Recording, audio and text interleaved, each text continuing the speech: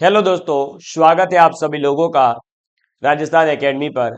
मैं परवीन सिंह आप सभी लोगों के साथ में, जैसा कि आप सभी लोग जानते हैं, लगातार आप लोगों के लिए सेकंड ग्रेड मैथ्स की क्लासेस लेकर के आ रहा हूं। उम्मीद है आप सभी लोग इन क्लासेस को देख रहे होंगे और अपने नोट्स प्रिपेयर कर रहे होंगे। साथ ही साथ ये कामना करता हूं कि आप सभी लोग स्वस्थ होंगे, मस्त होंगे और पढ़ाई में व्यस्त होंगे। जैसा कि आप सभी लोग जानते हैं, सेकंड ग्रेड के मैथमेटिक्स के सिलेबस के according upon set relation and function topic पढ़ रहे हैं। सेट रिलेशन हो चुका है। फंक्शन टॉपिक के अंतर्गत लास्ट क्लास में मैंने इनवर्स फंक्शन के बारे में यानी प्रतिलोम फलन जो है उसके बारे में बताया था। उसके गुणधर्म बताए थे। क्या बताए थे कि किसी फलन का इन्वर्स लिया और उसका पुनः इन्वर्स लेते हैं तो वही फलन प्राप्त होता जाता है। फिर जी ऑफ एफ का इन्वर्स लेते हैं तो वो हो जाता है F inverse of G inverse, जिसे अपन व्युत्क्रम नियम भी कहते हैं। एफ इन्वर्स ऑफ एफ है तो वो भी आइडेंटिटी आएगा, या फिर एफ ऑफ एफ इन्वर्स है तो भी आइडेंटिटी आता है। एक एक ही आचादक फलन जो है उसका प्रतिलोम अद्वितीय होता है, यानी वन वन ऑन टू जो फंक्शन है उसका अगर आप इन्वर्स निकालेंगे तो वो हमेशा यूनिक इन्वर्स होगा। एक एक ही आचादक फलन एफ का प्रतिलोम फलन जो है एफ इनवर्स, वो भी आपका एक एक ही आचादक होता है, यानी one one onto function का इनवर्स भी वन वन ऑन टू ही होता है। यहां तक की बातें अपन कर चुके थे। अब अपन आगे जो फलनों के प्रकार है उनके बारे में बात करते हैं। ठीक है, तो चलिए आज की हेडिंग डालेंगे बीजीय व अबीजीय फलन, और उसके बाद में ये टॉपिक भी आपका कंप्लीट हो जाएगा फलनों के प्रकार पढ़ने के बाद। ठीक, चलो हेडिंग डालेंगे बीजीय व अबीजीय फलन। बीजीय व अबीजीय फलन। ठीक है, इंग्लिश में कहते हैं algebraic and non algebraic function. ठीक, अब देखिए यहां पर एक शब्द आया है बीजीय और एक शब्द आया है अबीजीय। बीजीय फलन का मतलब क्या होता है? ऐसे फलन जिनके ऊपर केवल बीज गणित के जो नियम है उनको लगाने पर वो जो है आपके फलन बन जाते हैं। या हम ये कह सकते हैं कि ऐसे फलन जिसमें चर x पर सिर्फ और सिर्फ बीजीय संक्रियाएं यानी एल्गोरिथमिक जो एल्जेब्रिक जो आपके ऑपरेशंस है वो लगाए जाते हो, उसे कहते हैं बीजीय व्यंजक या बीजीय फलन। और इसके अलावा बचे हुए जितने भी फलन हैं वो सभी फलन आपके अबीजीय फलन कहलाते हैं। अब बीजीय और अबीजीय फलन की डेफिनेशन वगैरह आपसे कोई नहीं पूछेगा, आपको केवल इनके प्रकार पता होने चाहिए। तो देखो, अब बीजीय फलन में कौन से आएंगे और अबीजीय फलन में कौन से आ जाएंगे वो लिखिएगा। बीजीय फलन में कौन आएगा? तो बीजीय फलन। ठीक है, और इधर है अपने पास में अबीजीय फलन। अब देखिए बीजीय फलन में क्या आएगा, तो परिमेय और अपरिमेय। क्या आ जाएगा? परिमेय और अपरिमेय। परिमेय और अपरिमेय। ठीक है, परिमेय और अपरिमेय फलन। अब जो परिमेय है इसमें भी दो प्रकार होते हैं। ठीक है, परिमेय में भी दो प्रकार होते हैं। एक होते हैं पूर्णांकीय यानी इंटीजर फलन, पूर्णांकीय, और एक होते हैं भिन्नात्मक यानी फ्रैक्शनेबल। ठीक, भिन्नात्मक फ्रैक्शंस वाले। ठीक, ये हो गया बीजीय फलनों का हिसाब कंप्लीट। अब बात करते हैं अबीजीय फलन की। तो अबीजीय फलन में कौन कौन से आ जाएंगे? तो अबीजीय फलन में सबसे पहला आता है आपके पास में घातीय फलन यानी कि पावर फंक्शन। ठीक, घातीय फलन। घातीय फलन के बाद में आता है दूसरे नंबर पर चर घातांकीय फलन। चर घातांकीय फलन। ठीक है, चर घातांकीय के बाद में आता है लघु गणकीय। लघु गणकीय फलन। ठीक है, लघु गणकीय फलन के बाद में आता है आपके पास में त्रिकोणमितीय। त्रिकोणमितीय फलन। ठीक, त्रिकोणमितीय फलन के बाद में आता है त्रिकोणमिति का जस्ट उल्टा प्रतिलोम त्रिकोणमितीय।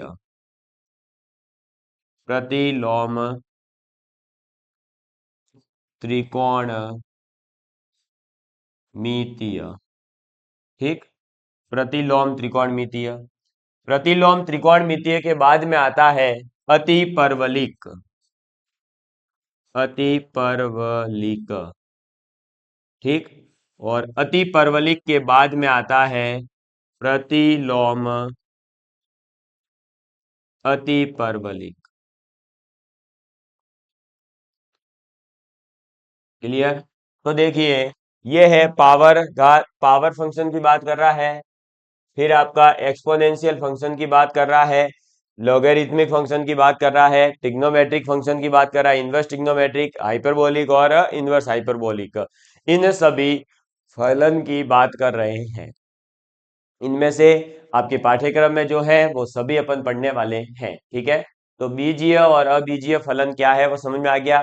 बीजीय फलन जिसमें बीजीय संक्रियाएं जो है लगती है उन्हें कहते हैं बीजीय फलन, और ऐसे फलन जो बीजीय फलन नहीं है वो सभी अबीजीय कहलाते हैं। परिमेय और अपरिमेय में बांटा। परिमेय के दो भाग, पूर्णांकीय और भिन्नात्मक। फिर अबीजीय के अंदर भी जो है वैसे तो दो होते हैं, हम जो है एक जो हम नॉर्मली अभी पढ़ रहे हैं वो सभी है आपके प्रारंभिक वाले फलन है, लेकिन इसके अलावा हायर लेवल पर दूसरे फलन और आते हैं तो उच्च फलन भी कहते हैं उनको। ठीक है, लेकिन उनकी बात अपने को नहीं करनी है, अपने को केवल पावर और exponential, logarithmic, trigonometric, inverse trigonometry, इन सभी के बारे में बात करनी है। ठीक, ये आप एक बार नोट डाउन कर लीजिए। इसके बाद में अपन आगे बढ़ते हैं और एक एक फलन की बात करेंगे। सबसे पहले अपन बात करते हैं कि बीजीय फलन जो है वो तो क्या होते हैं, आपको समझ में आ ही गया है, जिसके अंदर अंक गणित की जो संक्रियाएं हैं, है ना, प्लस माइनस गुणा भाग, इन सभी से जो है आपकी टर्म्स जुड़ करके और जो है बनती है उसे कहा जाता है बीजीय फलन। बीजीय फलन के उदाहरण आप देख सकते हैं। ठीक है, थोड़ा सा अपन इसको देख लेते हैं एक बार, तो हेडिंग डालिएगा बीजीय फलन।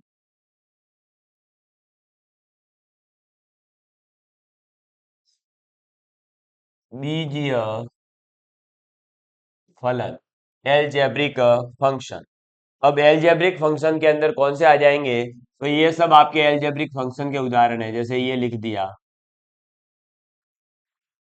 ये तो ये एक एलजेब्रिक फंक्शन का उदाहरण है। इसके अलावा 3x² plus 2x+1 divide by x+1, तो ये भी एक एलजेब्रिक फंक्शन का उदाहरण है।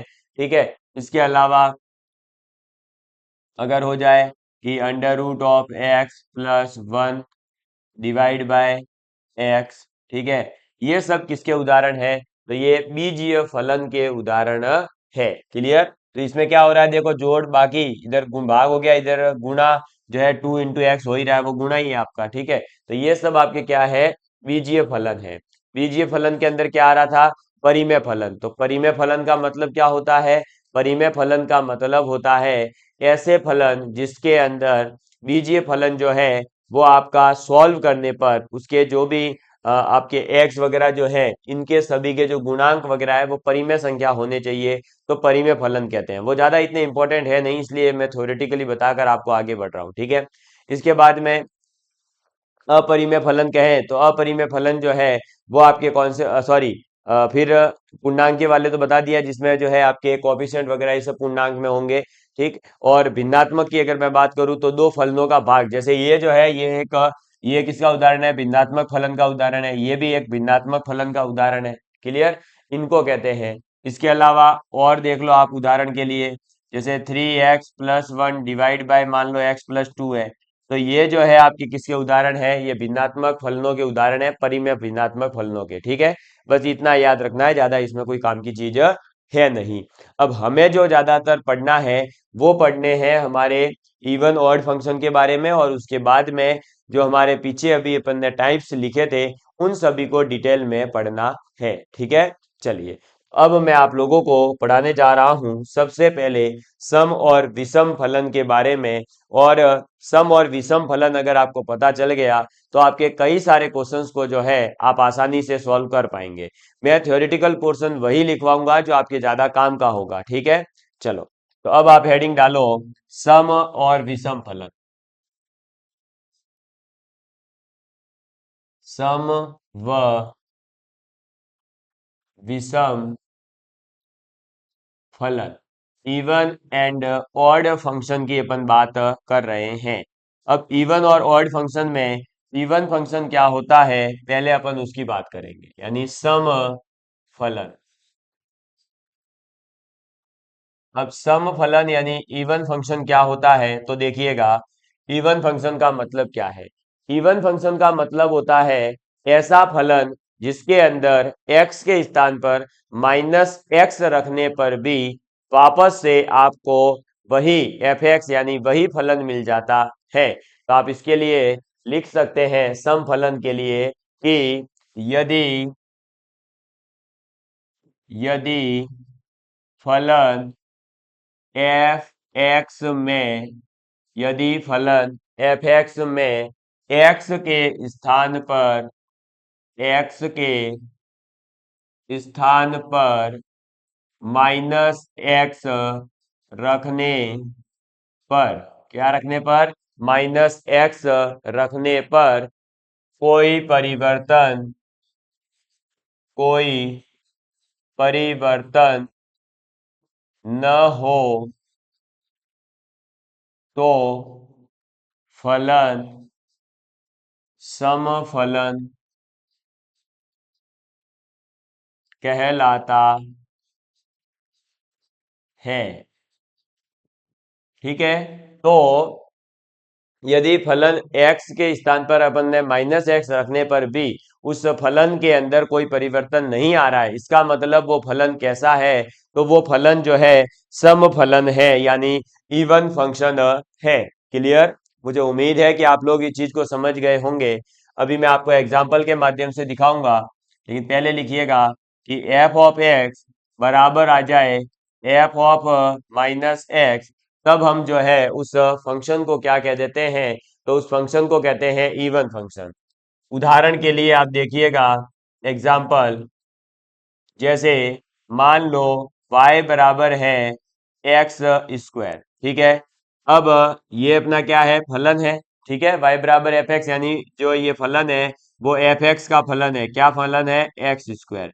अब इसमें आपने -x रखा मान लो, तब भी क्या आएगा, -x का स्क्वायर, और वो हो जाएगा x का स्क्वायर। ठीक है, तो एफ एक्स और f of -x, x square आ रहा है, इसका मतलब जो y बराबर एफ एक्स, वाई बराबर एक्स स्क्वायर है, ये एक क्या है, तो ये एक सम फलन का उदाहरण है। किसका उदाहरण है, सम फलन का उदाहरण हो जाएगा। क्लियर,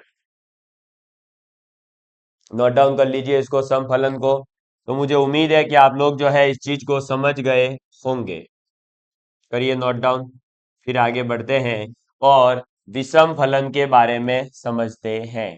ठीक, चलो विषम फलन को देख लेते हैं अब। तो नेक्स्ट है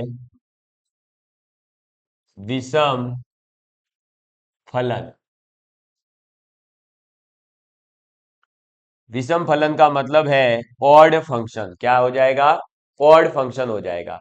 ऑड फंक्शन का मतलब क्या है, इसका मतलब है कि यदि फलन एफ एक्स में एक्स के स्थान पर -x रखने पर फलन फलन फलन का या फलन में परिवर्तन फलन में परिवर्तन हो। अब क्या परिवर्तन होगा, तो देखिए एफ ऑफ एक्स है, उसके बराबर नहीं आकर के माइनस के बराबर आ जाता है। ठीक है, एक सेकेंड, ये इस प्रकार से लिख देते हैं। एफ ऑफ माइनस एक्स जो है वो माइनस ऑफ एफ एक्स के बराबर आ जाता है। क्लियर, समझ में आ गई बात? क्या एफ ऑफ माइनस एक्स जो है वो बराबर आ जाता है माइनस एफ एक्स के। कैसे माइनस एफ एक्स के? उदाहरण के लिए देखेंगे तो देखिए, ये y बराबर मान लो x की पावर 5 लिया अपन ने। क्या लिया? y बराबर x की पावर 5 लिया। तो इसके अंदर जैसे ही अपन ने माइनस एक्स रखा तो ये हो जाएगा माइनस एक्स की पावर 5 और वो आएगा माइनस एक्स की पावर 5। ठीक है, और एफ एक्स की अगर मैं बात करूं तो वो तो क्या है, एक्स की पावर 5 है।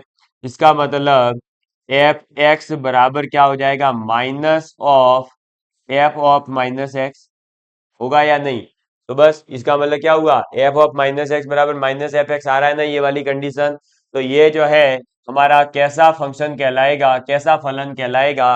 विषम फलन कहलाएगा, ऑड फंक्शन कहलाएगा। मुझे उम्मीद है कि आप सभी लोग जो है इस चीज को समझ गए होंगे। नोट डाउन कर लीजिए, ये इवन और ऑड फंक्शन के लिए जो है आगे जितने भी फलन आने वाले हैं उन सभी फलनों को हमें चेक करना होगा कि कौन सा फलन कब तो सम फलन है और कब विषम फलन है। ठीक है, चलिए तो इस विषम फलन को आप नोट डाउन कर लीजिए। उसके बाद में अपन जो है इस पर आधारित कुछ इंपॉर्टेंट फैक्ट्स हैं उनको अपन लिखने जा रहे हैं। चलिए, अब इस पर आधारित कुछ इंपॉर्टेंट फैक्ट्स है तो लिखेंगे इंपॉर्टेंट पॉइंट करके या नोट पॉइंट करके, जो लिखना है वो लिख लो, नोट करके लिख लो। अब नोट करके लिखेंगे पहला पॉइंट। पहला पॉइंट ये कहता है कि दो समफलनों का गुणा, दो समफलनों का गुणा, ठीक है, दो समफलनों का गुणा समफलन होता है। समफलन होता है। ठीक है, यानी अगर हमने दो इवन फंक्शन है और उन दोनों इवन फंक्शंस का मल्टीप्लाई किया तो बाद में मल्टीप्लिकेशन के बाद में जो हमें फंक्शन मिलेगा वो फंक्शन भी कैसा होगा, तो वो फंक्शन भी इवन होगा। ठीक, इसके बाद दूसरा दूसरा पॉइंट है कि दो विषम फलनों का, दो विषम फलनों का गुणा करने पर समफलन समफलन प्राप्त होता है। तो पहला पॉइंट क्या था, दो समफलनों का गुणा समफलन होता है। दो विषम फलनों का गुणा अगर कर रहे हैं तब भी हमें क्या मिलेगा, समफलन ही मिलेगा। यानी दो अगर अपन ने ऑड फंक्शंस लिए उनका मल्टीप्लाई करवाया तो हमें जो मिलने वाला फंक्शन है वो कैसा होगा, इवन फंक्शन होगा। ठीक है, अब अगर हमने एक समफलन और दूसरा विषम फलन लिखेंगे, एक सम व एक विषम फलन, विषम फलन का गुणा करने पर विषम फलन प्राप्त होगा। समझ में आ गई बात? तो अगर हमने एक इवन फंक्शन लिया और एक ऑड फंक्शन लिया और इवन और ऑड फंक्शन का मल्टीप्लाई करवाया तो हमें ऑड फंक्शन मिलेगा। तो दो सम फलनों का मल्टीप्लाई करने पर सम, दो विषम का मल्टीप्लाई करने पर भी सम, लेकिन एक सम और एक विषम का मल्टीप्लाई करने पर क्या मिलेगा, विषम मिलेगा। ठीक, चलो इसके बाद में देखिए चौथे नंबर पर पॉइंट आता है कि यदि जो है कोई फंक्शन सम है या फिर कोई फंक्शन विषम है, ऐसा जरूरी नहीं है। समझ में आई बात? मतलब कोई फलन है तो उसका सम होना या विषम होना जरूरी नहीं है। जैसे संख्याओं में होता है कि कोई संख्या सम है तो कोई विषम होती है, लेकिन यहाँ पर ऐसा नहीं है। फलन के केस में हो सकता है कि कोई फलन जो है ना ही तो सम हो ना ही विषम हो। तो समझ में आ गई बात? तो यह आवश्यक नहीं है कि प्रत्येक फलन सम या विषम हो। ठीक है, तो ये पॉइंट भी याद रखें। यह जरूरी नहीं, जरूरी नहीं है कि प्रत्येक फलन, प्रत्येक फलन सम या विषम फलन हो। ठीक है, हो सकता है कि वो फलन सम या विषम नहीं है, कभी सम रह रहा हो कभी विषम रह रहा हो। इसके भी उदाहरण हमें देखने को मिलते हैं।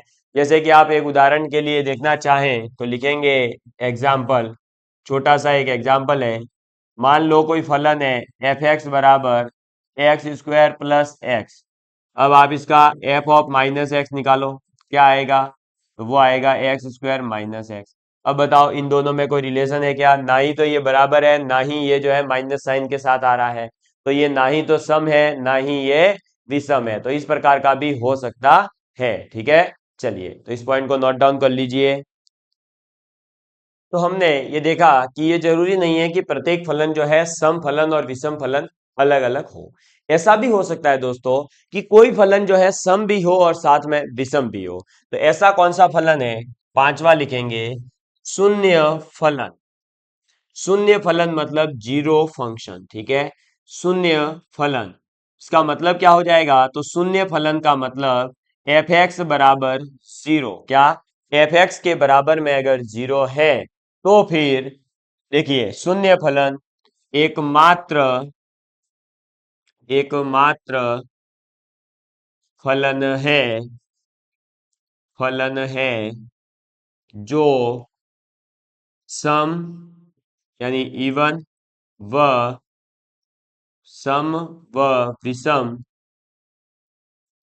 दोनों, सम व विषम दोनों है। ठीक है, तो शून्य फलन जो होता है, जीरो फंक्शन जो होता है, वो एकमात्र ऐसा फंक्शन है जो सम फलन और साथ में विषम फलन दोनों है। समझ में आ गई बात? तो ऐसा भी जरूरी नहीं है कि कोई फलन सम या विषम अलग अलग हो ही। ठीक है, हो सकता है वो सम या विषम कुछ भी नहीं हो। और ऐसा भी हो सकता है कि कोई फंक्शन सम और विषम दोनों हो, जैसे जीरो फलन। ठीक, चलिए तो अब आगे बढ़े, चलिएगा नेक्स्ट पॉइंट अपन लिखेंगे आपका छठा पॉइंट। और छठा पॉइंट ये है कि हम किसी भी फलन को, कोई भी एक फंक्शन होगा, उस फंक्शन को सम फंक्शन और विषम फंक्शन के योग के रूप में लिख सकते हैं। और कैसे लिखते हैं वो देखिएगा। तो नंबर 6 पर, नंबर 6 पर हमारे पास क्या पॉइंट है कि कोई भी एक फलन है, मान लो वो है एफ एक्स फलन। तो इस एफ एक्स फलन को अपन सम तथा विषम फलन के रूप में लिख सकते हैं। और कैसे लिखते हैं तो देखिए 1/2 और F x plus F of minus x. ठीक है, F x plus F of minus x और उसका आधा कर देंगे। फिर प्लस 1/2 और F x minus of F of minus x. समझ में आ गई बात? क्या हो जाएगा? तो हमारे पास देखिए एफ एक्स एक फलन था, उसको अपन ये लिख सकते हैं F x plus F of minus x और 1/2 मल्टीप्लाई में। ऐसे ही 1/2 F x minus of F of minus x. ठीक है, और इधर भी 1/2 मल्टीप्लाई। आप अगर इसको एक्सपेंड करेंगे तो देखो 1/2 एफ एक्स, 1/2 एफ एक्स, आधा एफ एक्स आधा एफ एक्स जुड़कर हो जाएगा एफ एक्स, और ये कट जाएंगे। तो इस प्रकार से हम जो है देखें तो ये क्या है, हमारे पास में एक सम फलन है, और ये क्या है, हमारे पास में एक विषम फलन है। तो हम एक फलन एफ एक्स को सम फलन और विषम फलन के रूप में लिख सकते हैं। ठीक है, चलिए तो इसी के साथ आपका सम फलन और विषम फलन का जो कॉन्सेप्ट है वो यहीं पर होता है समाप्त। ठीक, चलो इसके बाद में एक हमारे पास में दो शब्द आते हैं, अक्सर आपने देखा होगा। एक होता है एक्सप्लिसिट फंक्शन और एक होता है इम्प्लिसिट फंक्शन। अब एक्सप्लिसिट फंक्शन का मतलब क्या है और इम्प्लिसिट फंक्शन का मतलब क्या है? एक्सप्लिसिट फंक्शन जो होता है उसे हिंदी में कहते हैं स्पष्ट फलन, और जो इम्प्लिसिट फंक्शन है उसे हिंदी में कहते हैं अस्पष्ट फलन। तो स्पष्ट और अस्पष्ट फलन की मैं बात कर रहा हूं, ठीक है। तो स्पष्ट व अस्पष्ट फलन, ठीक है। यानी कि आपका एक्सप्लिसिट और इम्प्लिसिट फंक्शन की अपन बात कर रहे हैं। अब देखिएगा, तो एक्सप्लिसिट और इम्प्लिसिट फंक्शन का मतलब क्या होता है? बेसिकली अगर आपके पास में कोई फलन है और उस फलन के अंदर आप y, जितने भी चर है, जैसे y और x फलन का, मान लो y और x चर के अंदर कोई फलन था, तो वहां पर आप y को अलग कर सकें और x को अलग कर सकें, तो उसे इन शॉर्ट में कहते हैं एक्सप्लिसिट फंक्शन, स्पष्ट फलन, ठीक है। और अगर ऐसा कोई फलन हो जिसके अंदर आप x और y को अलग नहीं कर सकते और x y साथ में मल्टीप्लाई में कोई टर्म्स आ रही हो, तो फिर ऐसे फलन को हम क्या कहते हैं? इम्प्लिसिट फंक्शन, अस्पष्ट फलन। बस इतनी सी बात है और कुछ भी नहीं है। तो आप डेफिनेशन लिखना चाहें तो स्पष्ट फलन की पहले लिख लीजिए, ठीक है। तो स्पष्ट फलन क्या कहता है कि फलन के नियम या सूत्र को, है ना, तो फलन के नियम को, फलन के नियम को क्या कर सके? तो फलन के नियम को दो चरों के ऐसे संबंध में व्यक्त किया जा सके। देखो, फलन के नियम को दो चरों के, दो चरों, या ऐसा करो, इतना थ्योरी लिख के कोई फायदा है नहीं, समझ में तो आ ही गया आपको स्पष्ट फलन का मतलब क्या है। सीधे एग्जांपल देख लो। स्पष्ट फलन का मतलब है कि आप y बराबर कोई फलन ऑफ एफ एक्स लिख सकते हैं, ठीक है। फंक्शन ऑफ एफ एक्स लिख सकते हैं, किसके बराबर? y बराबर में, ठीक है। और जो अस्पष्ट फलन की अगर मैं बात करूं, तो अस्पष्ट फलन का मतलब हो जाएगा फंक्शन जो है वो x y दोनों के अंदर होगा। समझ में आ गई बात? क्या होगा? फलन जो है वो x और y दोनों के अंदर होगा। क्लियर? तो ये हो गया आपके पास में फलन x y दोनों में है, तो फिर वो क्या हो गया? अस्पष्ट फलन। और अगर केवल और केवल एक वेरिएबल में, जैसे y बराबर एफ एक्स लिखने का मतलब क्या है कि y जो है वो x पर डिपेंड कर रहा है, ये सीधे सीधे पता चल जाएगा। तो फिर हम कह देंगे ये कैसा है? एक्सप्लिसिट फंक्शन है, यानी कि स्पष्ट फलन है। और यहाँ पर जो है x और y दोनों वेरिएबल साथ में आ रहे हैं, है ना। तो हम ये नहीं कह सकते कि y x पर डिपेंड कर रहा है या x y पर, दोनों साथ के साथ चल रहे हैं, तो इसलिए यहाँ पर स्थिति अस्पष्ट है, हम कुछ कह नहीं सकते, इसलिए ये अस्पष्ट फलन कहलाते हैं, ठीक है। फिर ऐसे ही सतत और असतत क्या होता है ये भी देख लीजिएगा, ये आगे अपने काम आने वाला है इसलिए, ठीक है। तो सतत फलन का मतलब होता है ऐसा फंक्शन जो कभी भी टूट नहीं रहा हो बीच में, है ना, जिस भी डोमेन में कहा गया हो ना, उस डोमेन के अंदर वो जो है फलन आपका स्मूथली बना हुआ हो, कर्व कहीं पर भी टूट नहीं रहा हो।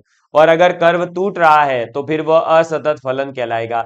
कंटिन्यूटी और डिसकंटिन्यूटी, कंसिस्टेंसी और इनकंसिस्टेंसी आप समझते ही हैं। आप अगर लगातार जो है पहले वीडियो से रेगुलर क्लास देखते हुए आ रहे हैं, तो लगातार आप देख रहे होंगे कि धीरे धीरे अपना टॉपिक कंप्लीट हो रहा है।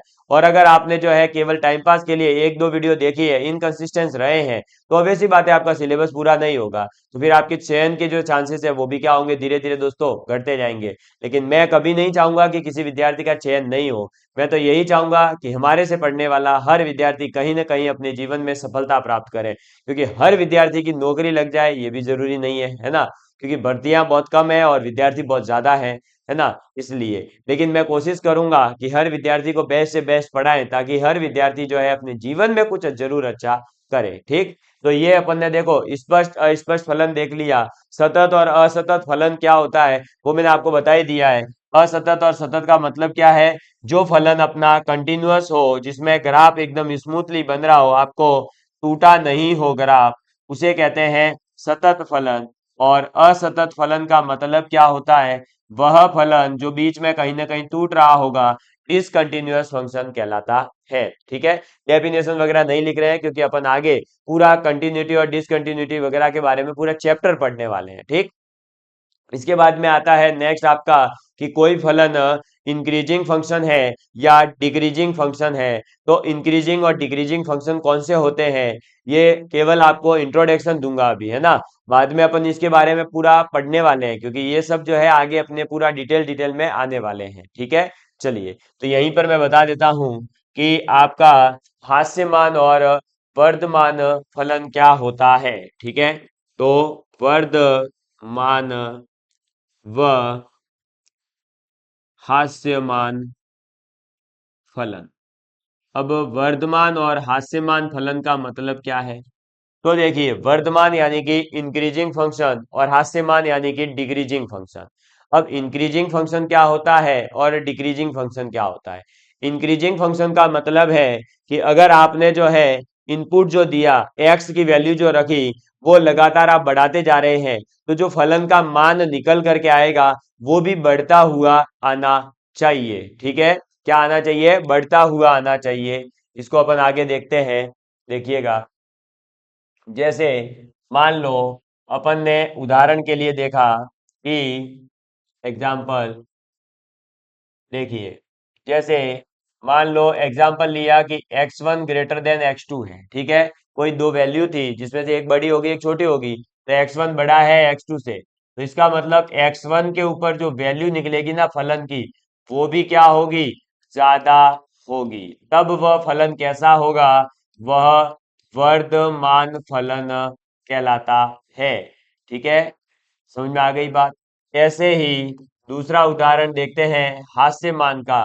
तो हास्यमान में ये होता है कि अगर मान लो x1 ग्रेटर देन x2 तो है, लेकिन फलन की वैल्यू जब निकाली तो इसका उल्टा आ गया, यानी फलन की वैल्यू x2 पर ज्यादा आ गई x1 के कंपैरिजन में, तो फिर यह एक हास्यमान फलन है, यानी डिक्रीजिंग फंक्शन है। ठीक है, अगर इंक्रीजिंग फंक्शन की बात की जाए तो इसका जो ग्राफ बनता है वह ग्राफ बाईं ओर से दाईं ओर जाने पर हमेशा ऊपर जाएगा। क्या, लेफ्ट टू राइट जाने पर ग्राफ ऊपर की तरफ जाता है। ठीक है, लेफ्ट से राइट की तरफ जाओगे ना तो ग्राफ ऊपर की तरफ जाएगा। और अगर मैं बात करूं हास्यमान फलन की, हास्यमान फलन मतलब कि डिक्रीजिंग फंक्शन की, तो डिक्रीजिंग फंक्शन जो होगा वो कैसा होगा, तो वो आपका जब आप लेफ्ट टू राइट आएंगे तो वो नीचे की तरफ आ रहा होगा। क्या, लेफ्ट टू राइट आने पर फलन नीचे की तरफ आ रहा होगा। समझ में आ गई बात। तो ऐसे फलन को अपन क्या कहेंगे, डिक्रीजिंग फंक्शन कहेंगे, हास्यमान फलन कहेंगे। अब ये इंक्रीजिंग डिक्रीजिंग इनके बारे में पूरी डिटेल में तो अपन जब डिफरेंशिएशन इंटीग्रेशन वाले टॉपिक पढ़ेंगे ना, तब इनकी बहुत डिटेल में अपन बात करने वाले हैं। मैक्सिमम वैल्यू, मिनिमम वैल्यू, कैसे जो है कोई स्ट्रिक्टली इंक्रीजिंग फंक्शन है या नहीं, डिक्रीजिंग है या नहीं, कहाँ पर इंक्रीजिंग है कहाँ डिक्रीजिंग है, ये सब चीजें पता करेंगे।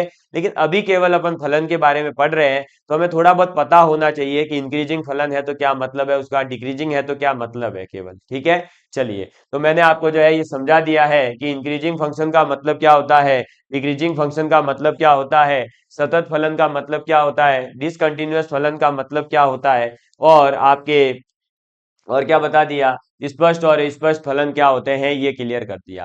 अब अपन जो है अगली क्लास के अंदर सीधे ही किसके बारे में बात करेंगे, तो जो अपन ने फलन के प्रकार देखे हैं, लघु गणकीय, प्रतिलोम त्रिकोणमितीय, त्रिकोणमितीय, अतिपरवलयिक, प्रतिलोम परवलयिक, चर घातांकीय फलन, उनकी बात करेंगे। क्योंकि अब जो है हमें फलन के टाइप ही पढ़ने हैं और उसके बाद में अपना ये चैप्टर कंप्लीट हो जाएगा और फिर अपन अगले चैप्टर की ओर बढ़ेंगे। ठीक है दोस्तों, तो चलिए मिलते हैं अब अगली क्लास के अंदर। तब तक के लिए bye bye, love you all of you, please take care and please share with your friends. जय हिंद, जय भारत।